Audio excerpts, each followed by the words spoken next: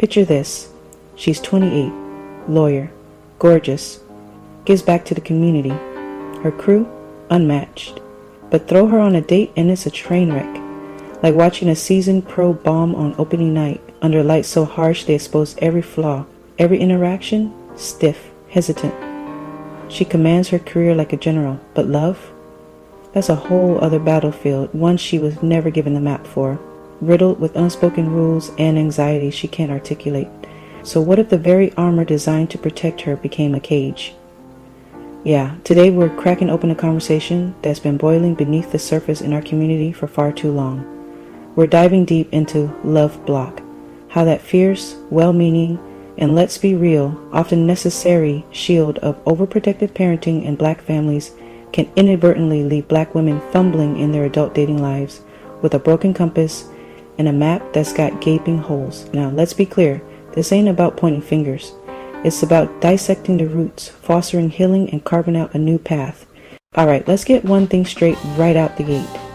When Black parents go hard on the protection, sometimes tipping into authoritarian territory, it's almost always rooted in profound love and a fear bone deep from history. This isn't about being strict just cause. No. More often than not, they're reacting to a world that's been, and let's be frank, still is, hostile and dangerous for Black children, especially our Black girls.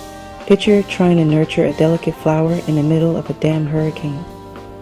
You'd build the highest, most impenetrable walls imaginable, wouldn't you? This protective urge? It's a straight-up legacy.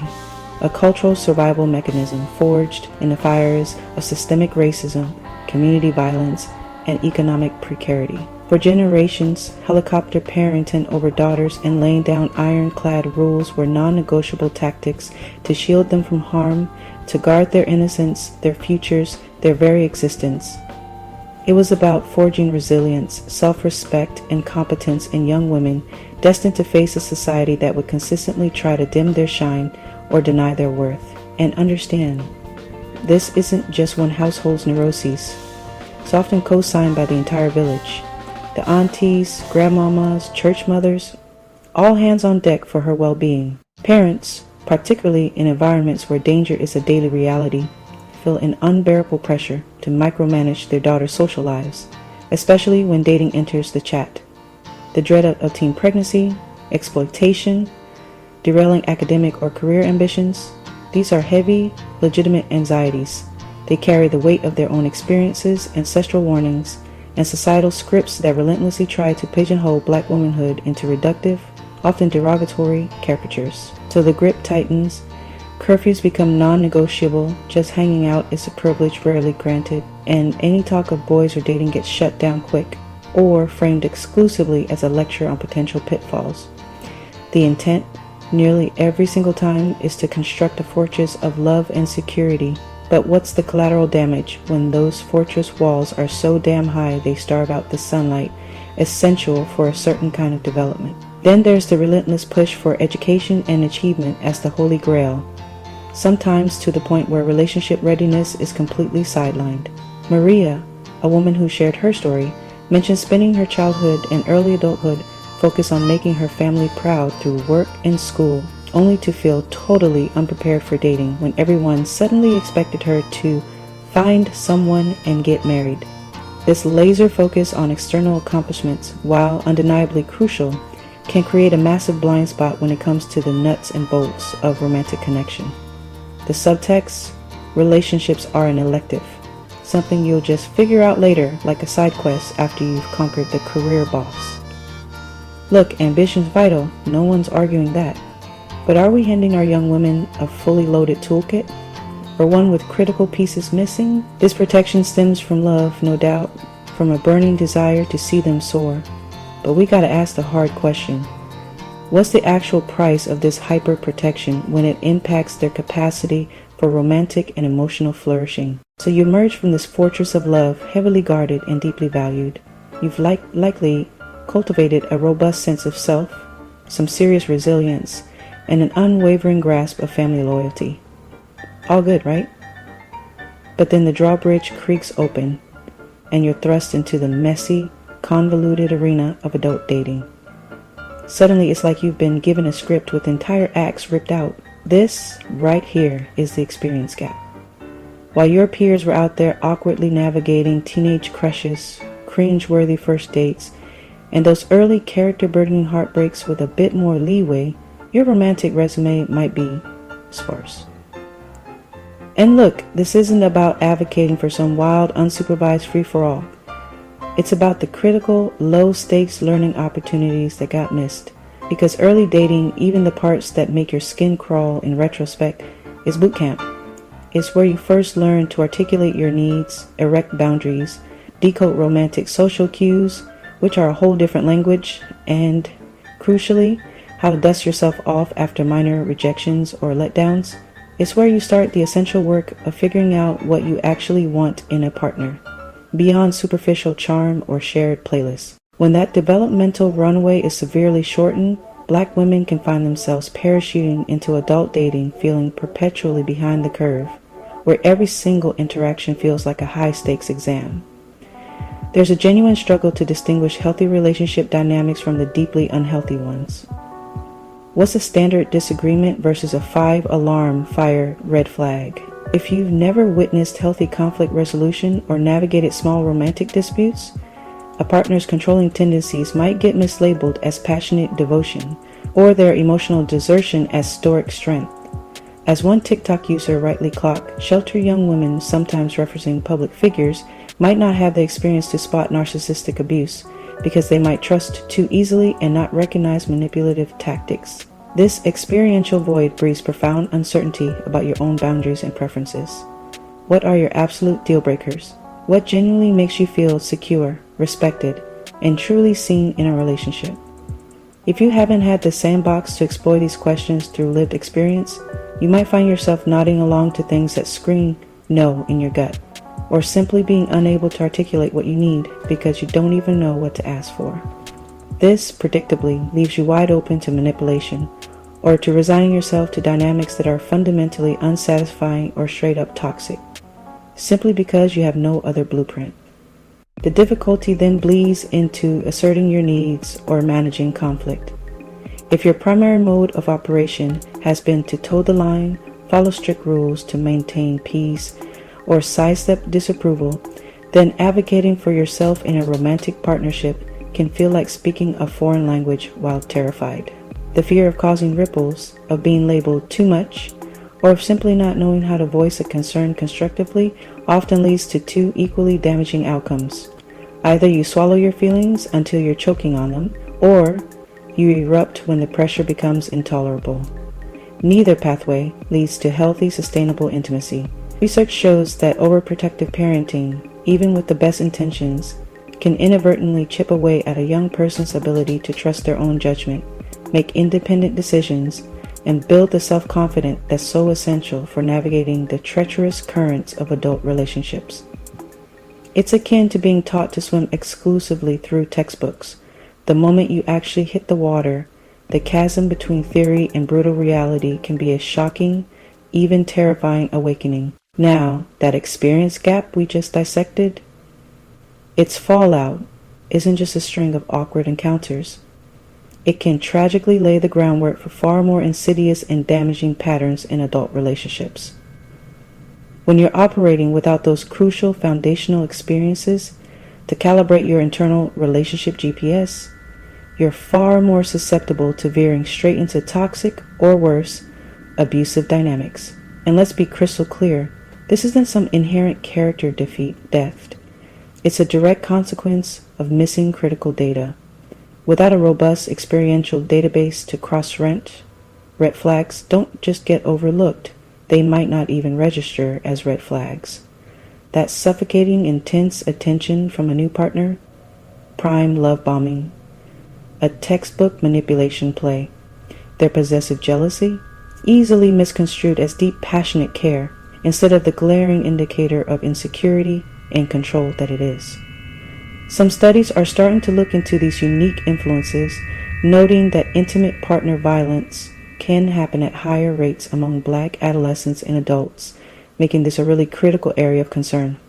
Countless women raised in these hyper-sheltered environments confess they can barely articulate what they truly desire or require in a partner. If your own preferences were never validated, or worse, actively dismissed, you often walk into relationships with a vague, borrowed notion of what you should want, usually cobbled together from societal scripts or Disney-fied ideals, instead of what resonates deep in your core. This profound disconnect frequently leads to settling for dynamics that feel fundamentally off or leave you chronically unfulfilled, because the alternatives, facing loneliness or the terrifying expanse of the dating world, seem even more daunting. Then we have to talk about the internal landscape. That parental voice, once an external compass, can morph into a vicious inner critic if it's not tempered by self-compassion and your own hard-won judgment. This internalized wording relentlessly interrogates your choices, your worthiness of love, your very capacity to maintain a healthy connection. Crippling low self-esteem is often the direct byproduct, making it exponentially harder to exit damaging situations or even advocate for your basic happiness. Deep down, you might genuinely believe this is the best you can get, or that every relational dysfunction is solely your burden to bear. Women with emotionally distant fathers, for example, might internalize a toxic narrative of not enoughness, blaming themselves for that chasm and consequently overcompensating with people-pleasing tendencies in their adult relationships. Layered on top of all this is the omnipresent double-edged sword of the strong black woman trope. While an undeniable wellspring of resilience and fortitude, it can transform into a suffocating trap within relationships. This archetype actively discourages vulnerability, demonizes asking for help, and pressures black women into believing they must silently endure or single-handedly salvage failing relationships. Admitting you're struggling, that you're ensnared in a painful dynamic, or that you desperately need support can feel like a betrayal of this monolithic image of unshakable strength. This pressure cooker can keep women trapped and isolated in profoundly unhealthy situations for far too long. The societal narrative that black women are emasculating, angry, too strong, or too independent can also affect dating prospects and self-perception, making the journey to find healthy love even more complicated. The fear of being alone, especially when combined with societal expectations around marriage, can also lead to ignoring red flags or settling. One storyteller, Risa Tisa, in her viral TikTok series, touched on this when she spoke about getting tired of waiting for her turn for love and marriage. It's a potent mix, a lack of real-world experience, internalized critical voice, and societal pressures, all coming together to make navigating love feel like walking through a minefield. Now, it's critical to underscore that the black community is not a monolith, and neither are our parenting philosophies or our takes on dating. There's a vast, complex tapestry of opinions and methodologies out there, all woven from different lived experiences, core values, and deeply held beliefs. You'll find parents and elders who will fiercely defend stricter, more vigilant protective strategies, and frankly, they'll point to the undeniable perils, both systemic and interpersonal, that black girls are often forced to confront. They'll pull out the statistics, recount historical traumas, share harrowing personal anecdotes, all to hammer home why they believe hypervigilance is not just justified, but essential. For them, these stringent boundaries aren't about suppression. They're about raw survival and ensuring their daughters aren't derailed by predatory influences or soul-crushing stereotypes. Their love language is unequivocally protection, and their methods are born from that profound, often agonizing concern. But then, on the other side of the coin, there's a rising chorus of voices within our community asking, hold up, is there another way to do this? These parents and community leaders are advocating for more open lines of communication, a more compassionate parenting paradigm, and a more gradual, scaffolded introduction to independence and the realities of dating. Their argument? This approach actually better equips young women with the discernment and self-assurance they desperately need to navigate the labyrinthine complexities of adult life and relationships. They contend that overshielding children can, paradoxically, render them more vulnerable, not less, when they're finally cut loose to face the world solo. Research suggests that fathers, for example, might intensely focus on instilling ethnic pride, a deep knowledge of cultural history, and a resilient spirit in their daughters, often as a bulwark against societal negativity. Mothers, while championing these same values, might lean more into providing emotional scaffolding and maintaining that vigilant watch over their daughters' social spheres. Of course, these aren't rigid binary categories, just observable tendencies. And let's not dare overlook the formidable influence of extended family and community networks. Aunties, uncles, grandparents, mentors, and chosen kin often play pivotal roles in shaping young people's journeys. These networks can sometimes reinforce the protective norms, but they can also inject diverse perspectives and offer crucial additional layers of support as young women navigate the tumultuous teen years and the path to adulthood. A young woman might find a trusted confidant in an aunt whose advice diverges from her parents', or a mentor who provides a safe space to process her experiences. Recent discussions also shine a light on how different parenting styles, like authoritarian versus communicative, can affect a child's development and how they relate to others. Some research suggests that while authoritarian parenting can have positive outcomes in certain situations for Black youth, an authoritative style generally leads to better mother-teen relationship quality, including communication and trust. There's also the no-nonsense parenting style, often seen in Black families, which combines high control with high warmth, and is seen as an adaptive strategy. The conversation is definitely evolving, with many Black clinicians and parents now exploring how to blend our cultural strengths with parenting practices that encourage both safety and the skills for healthy independence. This internal dialogue within our community is so important, reflecting a collective desire to raise strong, healthy, and well-adjusted Black women who can thrive in every part of their lives, including their romantic partnership. So how do we actually bridge this chasm of experience? How do we honor that bedrock of protective love so integral to our community, while simultaneously ensuring Black women are armed, confident, and empowered to construct the healthy, fulfilling romantic lives they unequivocally deserve? It kicks off with a deliberate, conscious paradigm shift, both individually and collectively. It's about evolving from a model primarily fixated on protection to one that masterfully balances protection with genuine connection, thorough preparation, and radical empowerment. First and foremost, cultivating open, brutally honest communication is non-negotiable. Instead of slamming the door on conversations about dating or resorting solely to dire warnings, parents and guardians must actively carve out safe, judgment-free zones for authentic dialogue. This means getting real about what healthy relationships actually look and feel like, what enthusiastic consent truly entails, how to clock red flags from a mile away, and the foundational importance of unshakable self-worth. It's about tackling questions without flinching and offering genuine guidance, not just blanket prohibitions. These conversations need to be ongoing, age-calibrated, and built on a bedrock of mutual trust. Secondly, gradual supervised exposure to independence and dating experiences within carefully constructed safe contexts can be incredibly transformative. No, this doesn't mean unleashing chaos. It means strategically allowing for age-appropriate social interactions, group dates, and eventually individual dating, all while keeping those lines of communication wide open. This is how young women forge those indispensable decision-making skills and cultivate the confidence to navigate social dynamics on their own damn terms.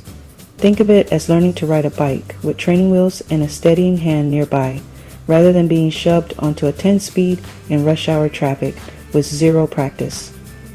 Leveraging and strengthening our cultural assets is another potent strategy. A deeply rooted positive racial identity, a strong sense of community, and spiritual grounding can serve as powerful wellsprings of resilience and act as crucial protective factors that foster healthy relationship choices. When a young woman is anchored in her inherent worth and her rich cultural heritage, she's infinitely better equipped to navigate the complexities of the world, the dating scene included. One researcher specifically highlighted the goal of strengthening these cultural assets during childhood and adolescence to build a better foundation for healthy romantic relationships later on. For those of us who are adults and see these patterns mirrored in our own lives, let me tell you, therapy and mentorship can be absolute game changers. Therapy offers a sanctuary to dissect past experiences, unravel attachment styles, heal those tender childhood wounds, gain diamond-hard clarity on personal values, and develop practical, real-world relationship skills. Engaging with a therapist, particularly one attuned to your cultural context, can help you dismantle that tyrannical inner critic and cultivate profound self-compassion. It's about learning to reparent yourself. In essence, providing the guidance and affirmation that might have been missing. Community education also has a massive role to play. We desperately need more programs and resources that teach relationship literacy, emotional intelligence, consent culture, and conflict resolution, specifically tailored to the nuanced, lived realities of Black girls and women. This must include frank discussions about how the strong Black woman archetype can be both a superpower and a straitjacket, and how to navigate vulnerability in ways that are empowering, not self-sabotaging. And finally, for parents, this demands some serious self-excavation. It means scrutinizing personal anxieties and underlying motivations, and consciously striving to strike that precarious vital balance between protective vigilance and empowering your daughters to take flight. It's about trusting that the values you've diligently instilled will serve as their compass, even as you begin to loosen the reins. This might involve unlearning some deeply ingrained generational scripts about what constitutes a good parent or a good daughter. Ultimately, the end game is to transcend mere sheltering and achieve genuine preparation. It's about cultivating Black women who are not only fierce and resilient, but also deeply fluent in the art of connection, crystal clear about their intrinsic worth, and supremely confident in their ability to choose partners who will cherish, respect, and uplift them. It's about ensuring that love is never, ever truly blocked, but instead navigated with wisdom, beauty, and unshakable confidence. But this conversation absolutely does not stop here. This is an ongoing excavation, and your voice is not just important, it's critical. What have you lived through? If you're a Black woman, how did your upbringing wire your approach to dating? If you're a parent, where do you stand on this tightrope walk between protection and preparation? Drop your stories, your hard-earned insights, your wisdom bombs in the comments. Let's forge a real community of understanding and solidarity around this. And if what we've talked about today hit home, do the YouTube things. Smash that like button, subscribe for more real talk like this, and share this video with someone who needs this message in their life. The tradition of fiercely protective parenting in the Black community springs from a love that is raw, tenacious, and deeply committed to buffering our children against a world that has historically been and often remains brutal. But as we've laid bare today, even the purest intentions can ricochet, sometimes carving out an experience deficit that leaves Black women trying to chart the treacherous waters of adult dating with a seriously flawed map. The path forward isn't about disrespecting or discarding the love and hard-won wisdom of our ancestors and elders. Hell no. It's about strategically fusing that legacy with a new arsenal of tools. Unvarnished dialogue, carefully managed exposure, profound emotional literacy, and an unwavering, courageous dedication to healing and radical self-discovery. It's about cultivating not just strong Black women, because we know they are strong, but Black women who are also deeply fluent in the lexicon of healthy love, fully armed to construct the joyful, respectful, and profoundly fulfilling romantic partnerships they are absolutely, unequivocally entitled to. The objective isn't to demolish the fortress, because that protection had its reasons. It's about strategically installing some damn good windows and a door that swings wide open to a future where love isn't obstructed but embraced with sagacity, power, and unshakable self-assurance.